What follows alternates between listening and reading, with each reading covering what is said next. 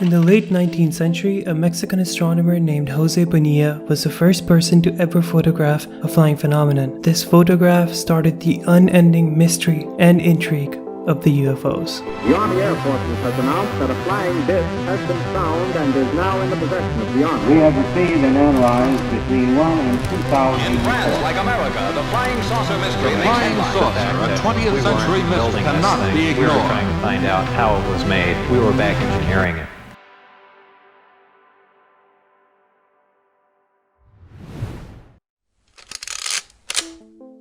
This is Kenneth Arnold, a private pilot from Idaho.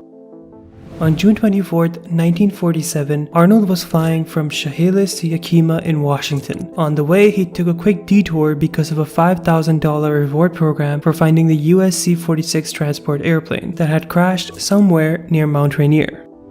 A couple of minutes before 3 p.m., Arnold considered his search for C-46 to be useless, so he started directing his plane back towards Yakima. This is when Arnold experienced a bright flashing light. And at first, he thought it was another plane's light reflecting on his window, but after about 30 seconds, he realized the lights were coming from some distance towards Mount Rainier. The lights were coming from 9 aircrafts flying in a long chain. He described their movements as flying saucers.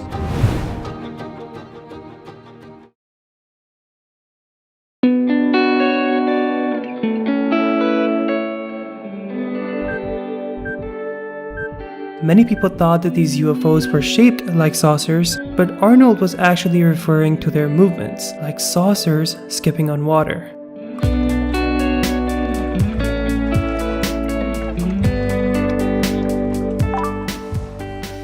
During a quick calculation, Arnold estimated that these aircrafts are flying at a speed of about 1,700 miles per hour. This was faster than any other aircraft in 1947.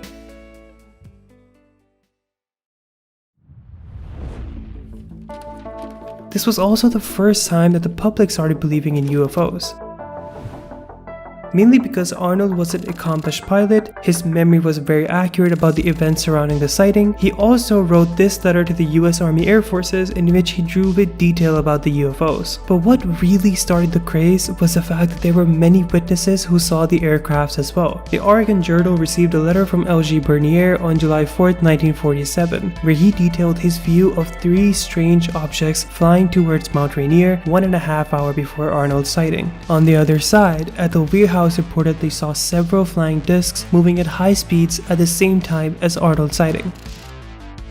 But probably the best witness were the United Airlines crew when they saw 9 disc-shaped flying objects that paced around their plane for about 10 to 15 minutes before disappearing.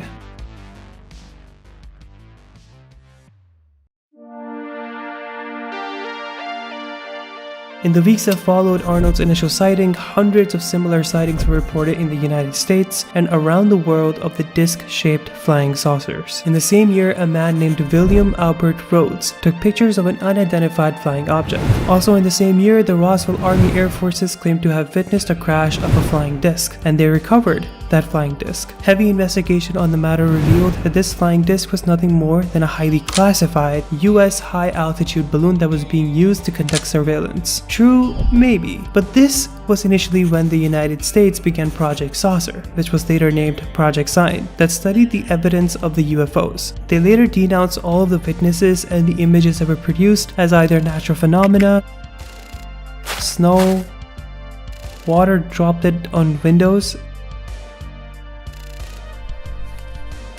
and even paper floating in the sky.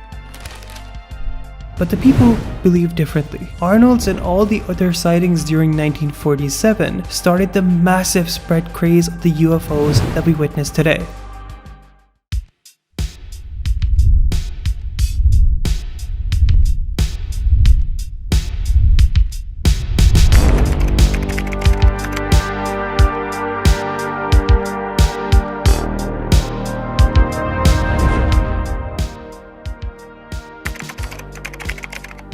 Project Blue Book was initiated in 1952 to study UFOs. By the time Project Blue Book ended in 1969, they had evaluated over 12,000 UFO sightings. The alien concluded that these supposed UFO cases were not a threat to the United States. They also concluded that no evidence linked to technological developments exceeding modern human development. But even after thorough analysis, there were 701 cases that were classified as unknown, or for better words, unexplained. I will only be going through a couple of them that I find interesting in this video.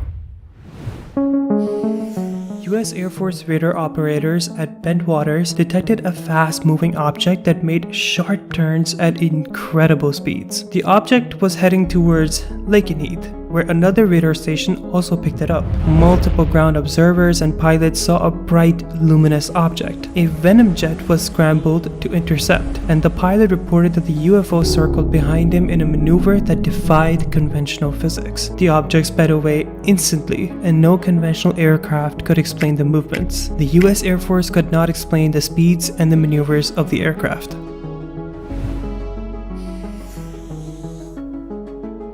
Police officers Dale Spar and Wilbur Neff spotted a bright metallic disc rising from behind some trees around 5 a.m. The UFO ascended and began moving, prompting the officers to chase it. Over the next 85 miles, multiple other officers across Ohio and Pennsylvania also saw the object.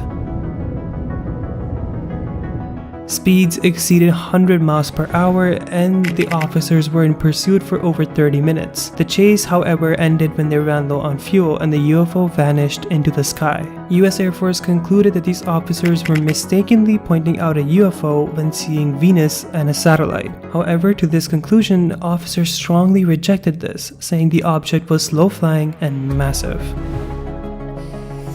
A US Air Force reconnaissance aircraft called RB-47 was on a routine mission when the crew saw a bright light following them. The UFO was tracked on a radar, visually, and via electromagnetic sensors. It moved at incredible speeds and sometimes vanished before reappearing miles away. As the RB-47 tried to maneuver, the UFO outpaced the jet, changing speeds and directions instantly. The crew reported the object staying just out of reach for several minutes before it disappeared. The event was recorded but never solved.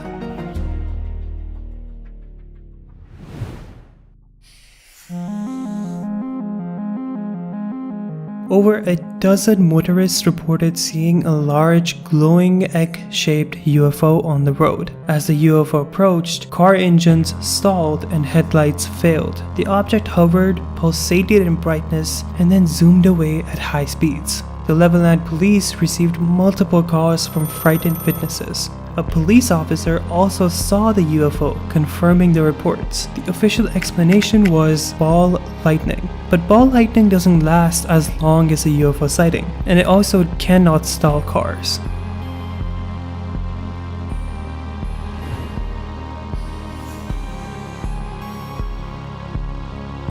A teenager named Norman Musarello saw a large red pulsating object in the sky. He reported it to Exeter police, who later saw it themselves. The UFO hovered over a field before disappearing at high speeds. A second sighting happened that same night, involving more officers. The US Air Force investigated but found no conventional aircraft in the area. The Air Force's official claim was that it was a refueling operation for one of its highly classified aircraft, but the witnesses, after seeing what they saw, rejected the Air Force's claim altogether.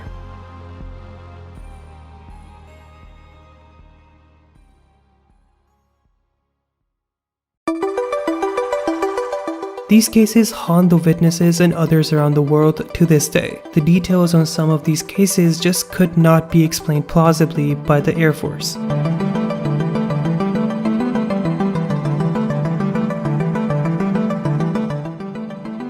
When Project Blue Book was released to the public, many people started asking about the document referred to as MJ-12. MJ-12, also called Majestic 12, is a set of alleged secret government papers that first surfaced in the 1980s, claiming that a high-level committee of scientists, military leaders, and government officials were formed in 1947 to handle UFO-related matters. The document suggested that the US government did recover a UFO during the Roswell incident, and they in turn created MJ-12 to manage extraterrestrial affairs in secrecy. But the documents are widely considered to be fake. But many people still believe that under President Harry Truman, MJ-12 was created to study UFOs and aliens, and it has since become part of the extraterrestrial lore.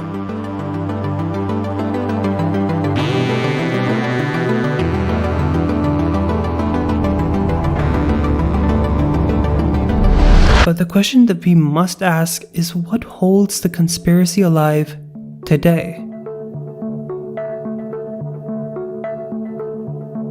That's because of this man right here. His name is Robert Lazar, also known as Bob Lazar. He claimed in 1989 to have been employed in Area S4, where he worked on extraterrestrial technology. When was I hired at S4? I guess early '89, and I was probably there only about 6 months or so.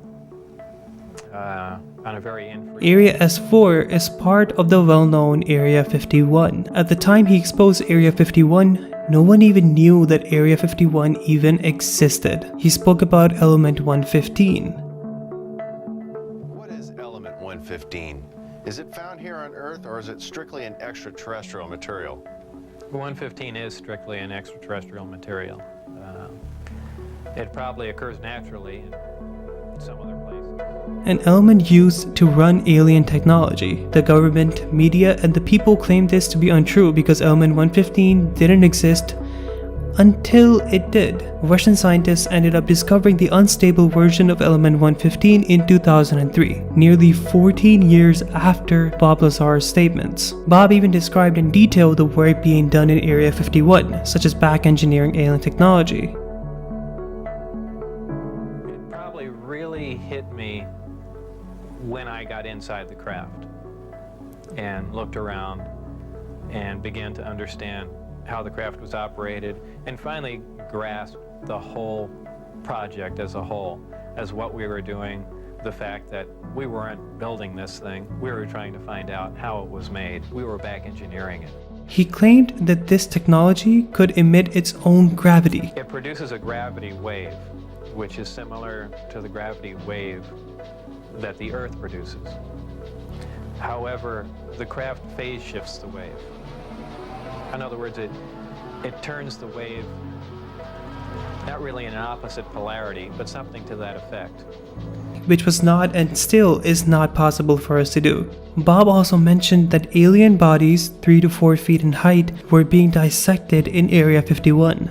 2 autopsy photographs I saw dealt with just a small photograph, a bust shot essentially, just head, shoulders, and chest of an alien with a chest was cut open in a T fashion and one single organ was removed. The organ itself in the other picture was cut and vivisectioned essentially, showing the different chambers in there. This was totally unrelated to anything I was doing, but from that photograph it looked like what you see in UFO lore as the typical gray. So how tall it was from what I could see, I couldn't tell because I only saw a portion of the photograph, but if everything else you see is correct, I would imagine it was 3.5 or 4 feet tall, but there again, all I had to see was Because of so much that Bob spoke about back in 1989 is now concluded to be true, Area 51 became part of the alien and UFO lore, and it also brought a lot of attention back towards extraterrestrial bodies and technology.